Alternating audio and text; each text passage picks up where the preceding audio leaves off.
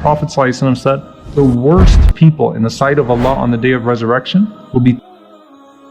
He said, sallallahu alaihi wasallam, I saw a group of people. They were scratching their chests and their faces with copper nails. And I asked Jibreel alayhi salam, Ya Jibreel, who are these people? These people literally scratching their faces off. And he said, these are the people who ate the flesh of others by backbiting, and they trampled people's honor. The scholars mention that the connection here is that when you humiliate someone in this life by damaging their reputation, you make it harder for them to show their faces in public, which means you're effectively removing them from society. So here, the people that do so are literally removing their own faces as a punishment. And that's just the beginning of it. Prophet ﷺ said, the worst people in the sight of Allah on the day of resurrection will be two-faced people. People who appear to some with this face and to another group of people with another face.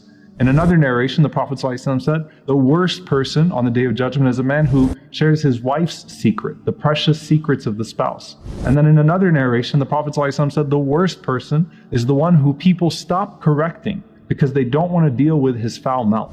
The worst person is the one who uses their tongue to abuse or betray, and that person is going to be miserable on that day for the misery that they caused others in this life. So what does that look like? Ammar ibn Yasir, radiyallahu ta'ala anhu, he said, I heard the Prophet ﷺ say, the person who has two faces in this world will have two tongues of fire on the Day of Judgment. SubhanAllah. Notice here the emphasis on fire, because the secrets and honor of people are so sacred to Allah that when you violate those boundaries, you're pouring fire in your ears and on your tongue. And that's why the Prophet ﷺ said, whoever spies on people's conversations will have lava poured into their ears on the Day of Judgment. Umar ibn Khattab radiyallahu ta'ala anhu once said, to make mention frequently of people is a disease, and to make mention frequently of Allah is the cure.